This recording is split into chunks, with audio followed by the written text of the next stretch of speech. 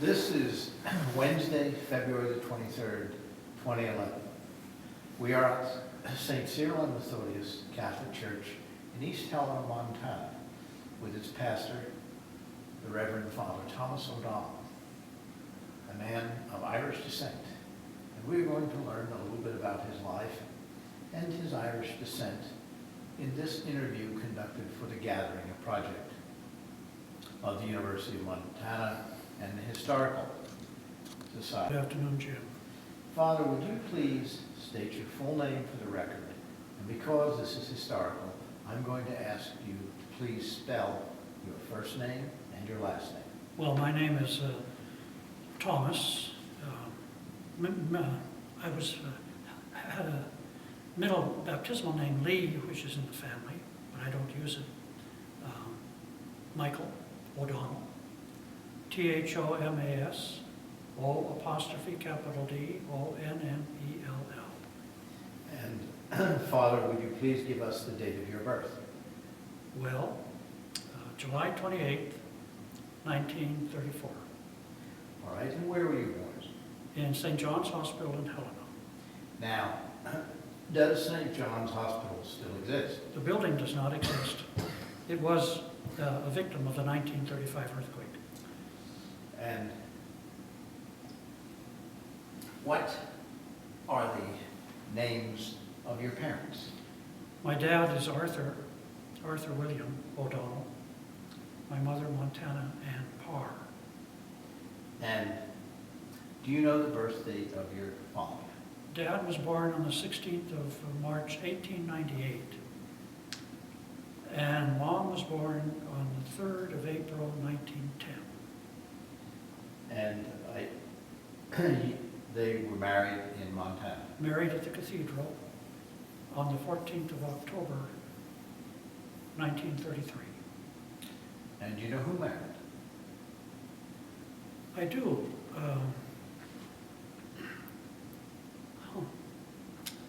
Come to me. Father Frank Harrington. Father Frank Harrington, who was an assistant at the cathedral at that time. And he later became the national chaplain of the Veterans of Foreign Wars. Now, did you have, you are your parents' oldest child? I'm the older of two children, yeah. And you had a brother? Brother, Bob. And Bob was also a priest. Bob was ordained a priest in 1966. So he's, when would his birthday be? July 25th, 1940. 3 years or so? No, 6 years. 6 years 6 difference. years. They lost, apparently, my mom and dad, they never talked about it, but apparently they lost a child between us. And where did you live growing up? The first house on Highland Street, 505 Highland, in Helena. Is that house still here Still today? there, yes. The area was not as developed then as it is now. But my dad and mother rented a few places before they bought the house from Mr. Rapp, who lived a couple of doors up the street on Highland Street.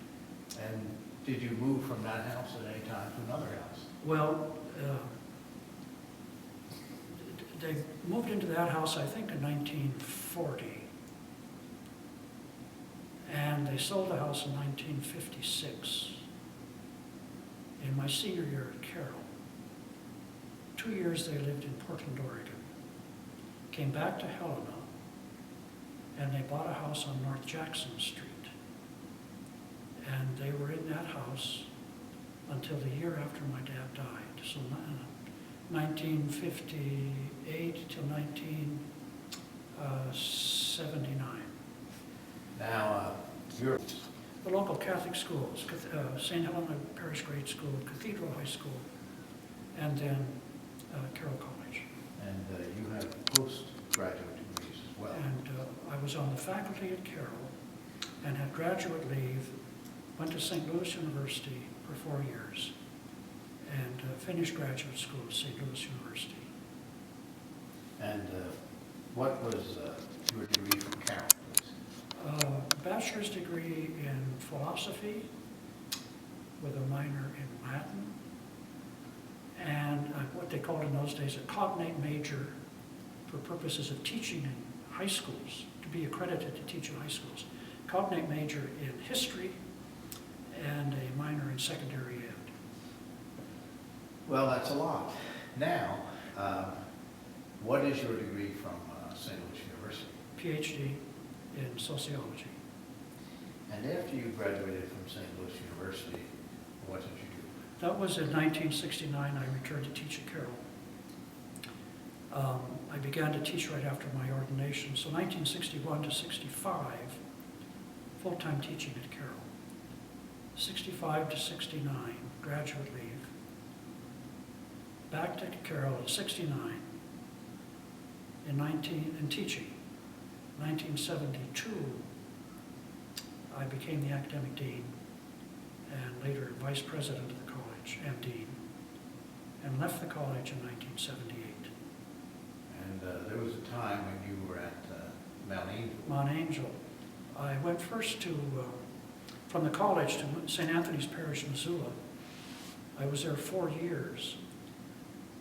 And then 2 years at Mount Angel. So that would be 1978 to 82 in Missoula, 1982 to 1984 at the seminary in Oregon. And I left early because my health was not all that good. I came back in 1984, and Bishop asked me to go to Columbia Falls to St. Richard's. I was there a year. Let me stop you a moment. Who was the bishop? At that time, Bishop Curtis. And please continue. Then up to St. Richard's in Columbia Falls, where Father Bernard Sullivan was pastor. There were 2 of us there at that time. I enjoyed that very much because we went into the park to say Mass on the west side of the park in the season, when the park was open. Then after that, 1985 to 1990, I was back on the campus at Carroll, not teaching. I had a couple of diocesan appointments with an office in Borromeo Hall. And For the record, so everyone knows, Yeah. Borromeo Hall is on the campus of Carroll it's on College. the campus of Carroll College. 1990, I went to Kalispell to be the pastor of Risen Christ Parish. I was there 6 years. 1996, Bishop Brunette asked me to come to my present appointment here in East Helena, and I've been here now since then. Father, I don't know if the ordination to the priesthood. May 27th, 1961. And this May, you will have been an ordained Catholic priest for 50 years. For 50 years, yeah. And your current age, please. My age right now is 76. And you're going to have a birthday in July. July. So you become 77. Yeah. Easy math. Yeah. Now, for the record, I also want to make clear, Mount Angel is Mount Angel, Oregon. The town is Mount Angel, Oregon, and the seminary is Mount Angel. Well, the abbey is Mount Angel Abbey, and the seminary is on the grounds of Mount Angel Abbey. It's Mount Angel Seminary. The abbey is run by a branch of the Benedictine. By the Benedictine Fathers. And that seminary covers not only priests from Montana, but also other western states. Other western states. Guam. Yes, and Samoa, American Samoa, and some international students are there. Now, Father, what I'd like to do is go back in time. Let us go back to your ancestors that you can recall. Now, they came from Ireland, didn't they? Well, I have a record that came from Ireland. That would be my great-grandfather and his wife, James O'Donnell and Anne Lee. Came from Ireland. I don't know the year exactly. I don't know the date. Don't know the name of the ship. But Would you guess that that might have been around the 1840s? well, it was before 1840. And family lore tells me they came in to the United States through the port of Philadelphia. Around 1838. Something in that area, 1838 maybe. Now, Do you know where they were from in Ireland? I don't. I tried to find out. A very nice lady in Dublin who talks to Americans told us that it's like looking for a tiny needle in a huge haystack, because we have no record from the Irish side. And she told us we should check it out from the American side and work back through immigration records. But I haven't done that yet. All right. Now, they were married in Ireland, As far as I know, yes, that's right. and they came over by ship Yes, to the port of Philadelphia. Philadelphia. Then, and at that time, they had no children. I don't know that. You I don't. suspect not, but I don't know. And where did they go from Philadelphia? Well, apparently, I'm just reading in, between the lines here, they apparently just moved west, wherever west was. And my indication is that they ended up finally settling down in Wisconsin. My grandfather was born along the way, by the record, apparently in Ohio, Mechanicstown, Ohio, Carroll County, Ohio. And they settled in Wisconsin. And then Ann Lee died at some point, I don't know when. And my great-grandfather remarried. In the midst of all that, two of the older boys, my grandfather and his brother James, left home.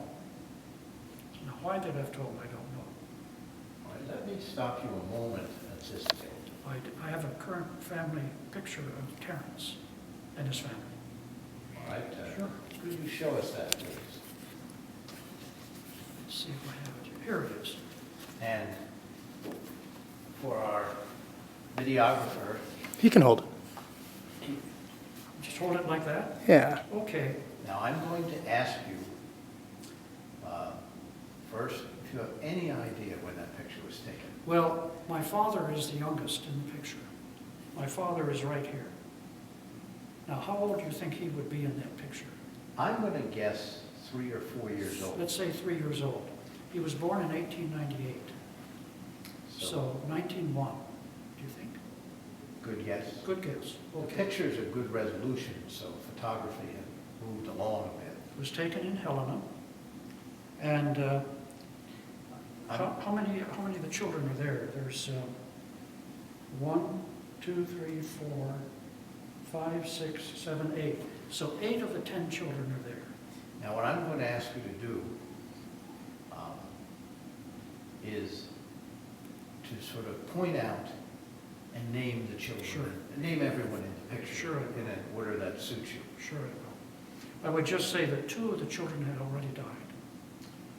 So that would be a total of how many children? 10 children. 10 children, and 8 are in the picture. All right. And I'll see if I can do it this way. Here's Terrence, Now, Terrence, in relation to you, is my grandfather. okay? He died in 1917. And then on the other side is his wife, Mary Alice Swarbrick. She died 1937. The rest are all the children. Their children. It's their children. Now, these are children born of the second marriage? No, No. it's take the that only back. marriage. The only marriage. The only marriage of Terrence and Mary Alice. Okay, it's the prior. It's his father. His father. It's his father who came from Ireland. Your grandfather, that's the marriage in Wisconsin. That's right. Terrence's father. in Terrence's Wisconsin. father, James. Now, Terrence was kind of an adventurer, wasn't he? Well, I don't know why the boys left home, but it was during the Civil War, 1863, and they were going to California, so the story was. And winter stopped them in Utah. This is all part of the family lore, the oral tradition. All right, that's what we're developing here, too. And so they were stranded in Utah for the winter. Springtime came and people were getting ready to pack up and go over Donner Pass down into California. when news came of a gold strike at Alder Gulch in Montana. Apparently, the two brothers had a conversation about that. And my grandfather decided that he was not going to California. He was going to go north where I guess he thought the gold was fresh. And the brother decided not to go to California alone and not to go north. But he went back and eventually settled in St. Louis and dropped the O from the surname. Was to avoid prejudice? Prejudice. Against the Irish? Against the Irish immigrants in those days, yeah. So my grandfather came north, and the Historical Society has a record that he arrived in Virginia City on the 23rd of May, 1864. Now, he would have been probably, 19 years old at the time, thereabouts. Young man. Young man. During the summer, that summer, word reached them of the gold strike at Last Chance Gulch, July of 1864. And for the record, when we say Last Chance Gulch, we mean Last Chance Gulch in Helena, Montana. In Helena, that's right. And so he left Virginia City and came over to Helena that fall, sometime in perhaps October. We don't know when exactly. Perhaps October of 1864. And he lived the rest of his life in Helena. Died in February 1917. And My father was the youngest of that family, of Terence and Mary Alice Swarbrick's family. now, Terence prospected for gold. He did. And he used a gold pan. He did. And do you happen to have that gold pan? I do here? have that gold pan. And is this that gold pan? Yeah, this is the Do you gold pan. identify that for the record, please? Well, I guess so. I take it that this is my grandfather's gold pan. My father told me that. And somehow my dad had it, and I came across it in the house on Highland Street in the basement. And I asked him what this was, and he told me. And at that time, he was using it as a mixing container to plaster the basement walls. And so we get some green on the gold pan. And, well, here it is. That gold pan has been in the family for a long time. Long time. And Yeah. you haven't tried using it, have you? I've tried gold panning, but not with this pan, and I didn't strike it rich. And you've never taken any collections up with it? No, that'd be a good idea. I should take a collection up with that. Yeah. Now, Terence did not strike gold as far as you know. Well, not in any significant amount that I know of. There might have been a nugget or two, but he didn't depend on that for his long-term livelihood, apparently. So I don't have any evidence that he struck it rich. Now, did Terence get into another business? He got into, from what I can tell from, the record here, he got into real estate and one thing or another. He became a justice of the peace and became, in those days, locally known as Judge O'Donnell. There's a book called Speak Ill of the Dead, recently published. It's at the Montana Historical Society. It's about criminals. And his name is in the first volume as a judge who was issuing a warrant for someone. Let me say that the historical reviewers have not taken kindly to speaking ill of the dead. Oh, There are Thomas Francis Marr articles in there which have been disproved. So there's a lot, and it was not really written, to my knowledge, there's no question about the characterization of the characters. There's always been some debate about that, but that's another story. That's another University will have that. good. Now, where did Terence, do we know where Terence lived in Helena? The house, 557 South Rodney. And that's And sort of, I remember that house as a youngster, because it was still in the family when I was a youngster.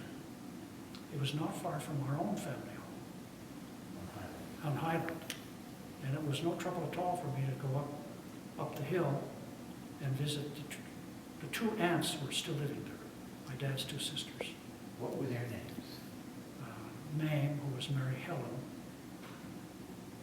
Murray, and Florence Alice Marie, Florence Rolls, R-O-W-L-E-S. Now, the aunts must have come over from Ireland? No, No? they were born in Helena. Their picture's right there. Okay. Oh, yes, the picture we went over. Sure. Okay. Now, tell us about your parents, if you will. Well, before we do that, was excellent. That mentioned Terence. Well, I said, that when you asked me about the interview, I went rummaging through some back files which I'd forgotten about. And I came across a few things, to my surprise, that I had filed away and forgotten about. Some years ago, there was a series of articles by Bill Campbell in the Independent Record called Gilding the Gulch. Articles taken from the files of the 1877 Helena Herald. The precursor to the record. To the Independent Record, yeah. Which, by the way, later on my dad worked for. We're going to come to that, but can you give us a little synopsis of these articles? Well, here I found out that this is an article that Bill Campbell ran in May of 1977. So he would be speaking of 1877. Referring to the Herald in April of 1877. That Terence O'Donnell had moved his stock of books and stationery to the south side of Broadway, a few doors west of the Herald office. Well, I have a picture of that place, where my grandfather's store was. Here's another one, also by Bill Campbell, June of 1977. Something about preparing, oh, here it is, about preparing for the visit of the Catholic Bishop of Nebraska and Montana, who was going to arrive in Helena. So there was a reception committee appointed, and Terence O'Donnell was on the reception committee, 1877. And here's one also, this is June of 1976 by Bill Campbell, and it refers, where is it here? Well, oh, here it is. The semi-annual election day of the Catholic Benevolent and Total Abstinence Society of Helena, Sunday, March 5. That would have been 1876. At the organization's assembly rooms, and it tells how they went to Mass at the Church of the Sacred Hearts, and then they had a meeting in the afternoon, and my grandfather, Terence, was elected president that afternoon. So it's in here. While we have that file that you found, I wonder if you wouldn't mind, Father, if you could open it up and perhaps tell me what other items of history about yourself or family might be in there. I just put these things away and forgot about them years ago, and so on this occasion I found them. There's an excerpt from the Society of Montana Pioneers, Volume 1, the Register, dated 1899, about the son of James and Ann O'Donnell. That would be my grandfather's parents. Born in Mechanicstown, Ohio, Carroll County. Departed for Montana from Denver, Colorado, crossed the plains to Fort Bridger and Salt Lake City, and came up from Utah. And then there's a little article in here about his store, bookseller, and stationer, and apparently that's in the description of businesses in Helena in those days. Here's something on the Catholic Benevolent and Total Abstinence Society, 1879. Montana Directory Montana Territory, Directory of History and Business. Terrence had a bookstore. He had what was called a Catholic Bookstore in Helena, apparently in the 1870s. And there was a photograph taken of a parade, and the photograph included the picture of the bookstore.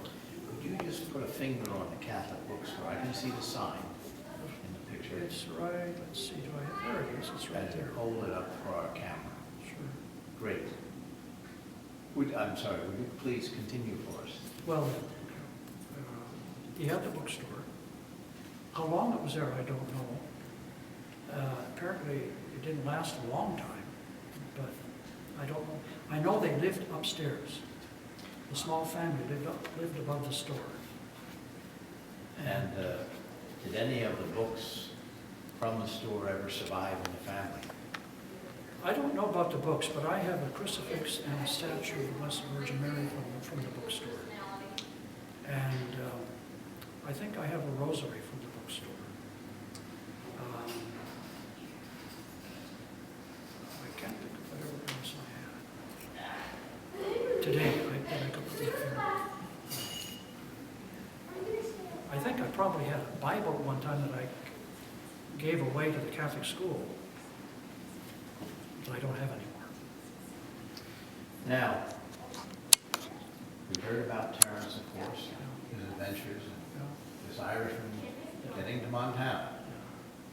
Now, I'd like to move forward. Terrence has children. 10 children. One of them is your father. My father's the youngest. And what is your father? Arthur William. And Arthur, where was Arthur William born? Helena, St. John's Hospital. And when was he born? 16th of March, 1898. And Arthur William educated here in Helena? My dad lost his hearing when he was an infant from an infancy disease. He told me it was scarlet fever. So he might have been a year or two old. That'd be 1900 or 1899, something like that. And so he was deaf. He had no hearing at all. And he was educated at the State School for the Deaf, which in those days was in Boulder. And he did not go on to college.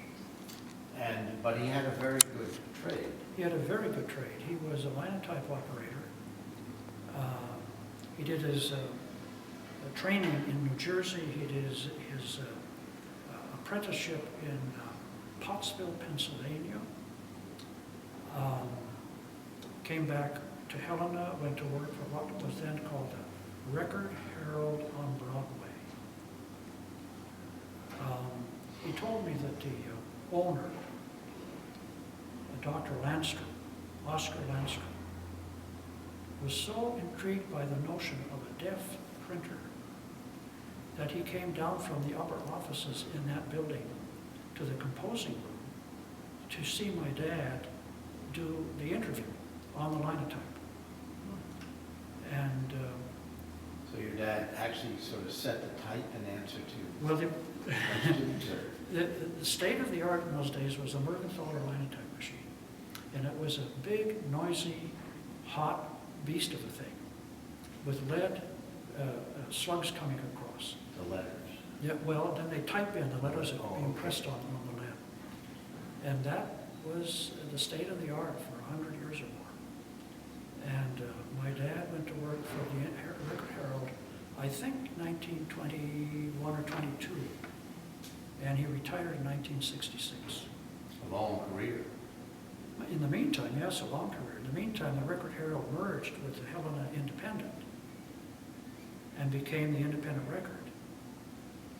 And the offices moved down to Main Street and then later relocated up to Allen Street, where they are now.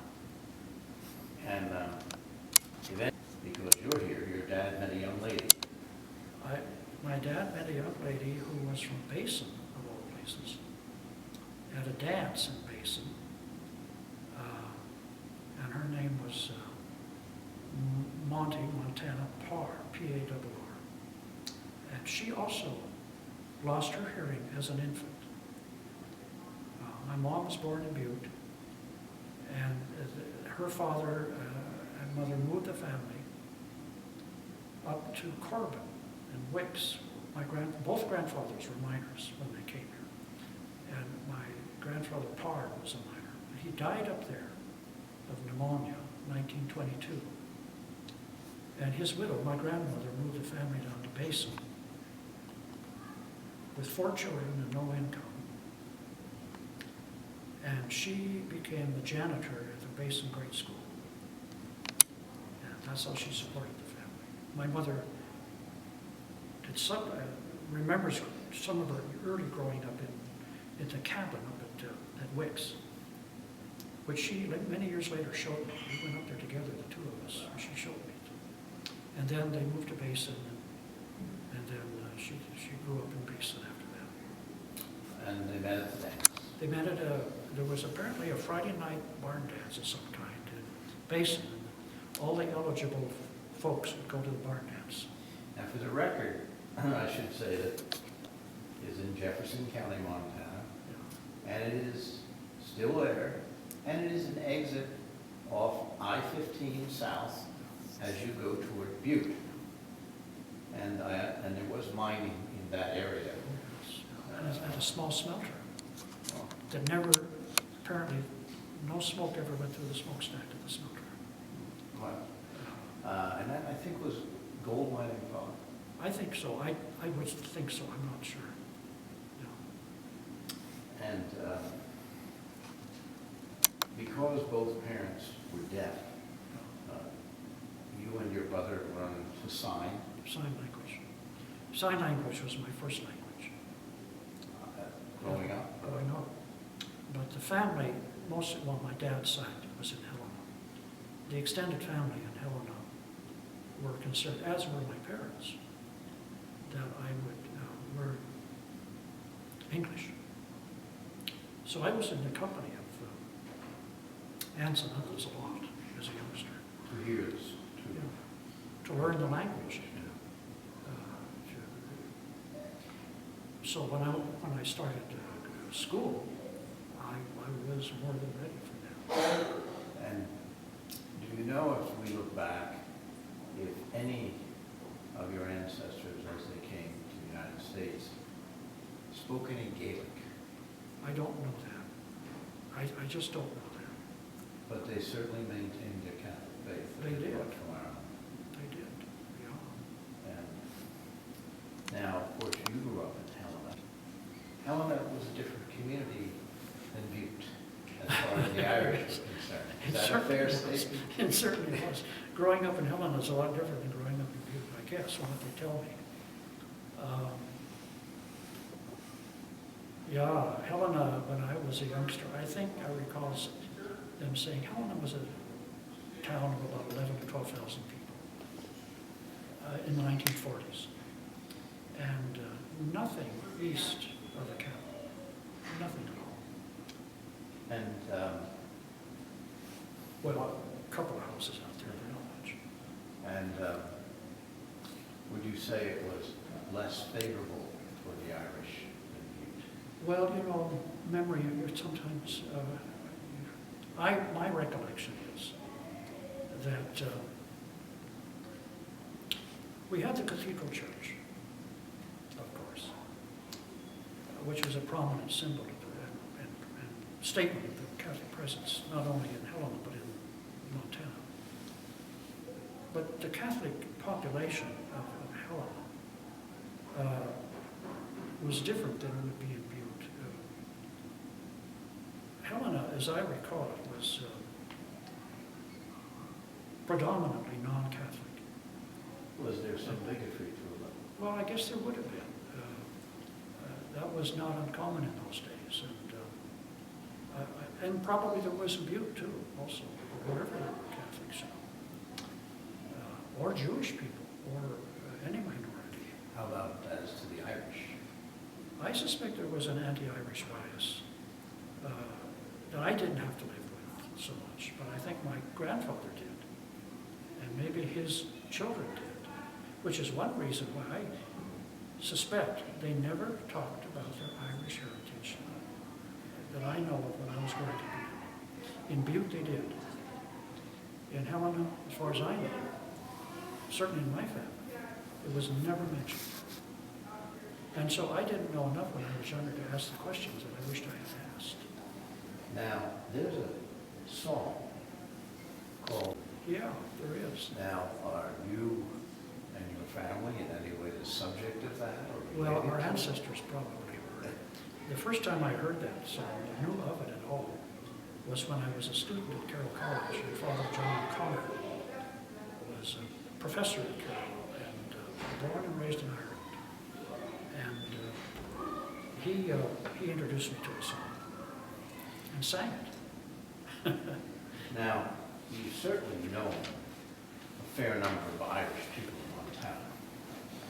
Well, people with Irish names. Yeah. Yes. Yeah, people with Irish names. And you're a member of the ancient order of Hibernians. Yes, I am a member of the ancient order of Hibernians. And as you look back,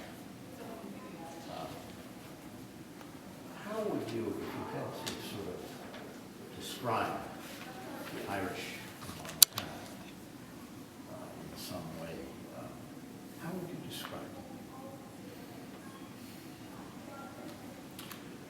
Well, I think of Thomas Francis Moore and the post-Civil War situation in Montana. And the aftermath of that was when my grandfather, well, he came during the Civil War.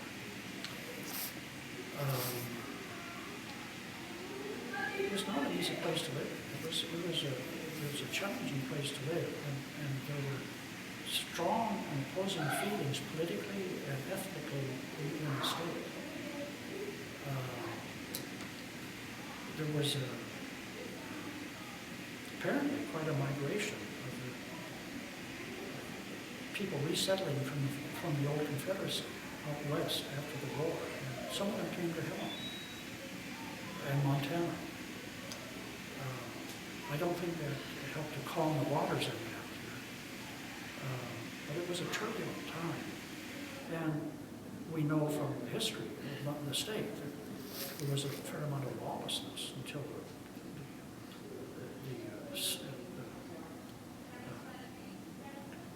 government took hold in the state.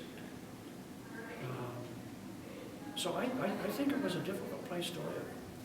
And I'm really in admiration of the pioneers who came out here and settled in and raised their families. Would you say they were generous in spirit? They were generous in spirit, they were strong people, they were persevering, and I think that they put up with a lot of hardship out here. And yet you think kind? Well, from all, yes, I would say so. They were hospitable to strangers, they were loving on their families, they were trusting people. And they gave of themselves to their families and to the society, the towns in which they grew up, the farms that they grew up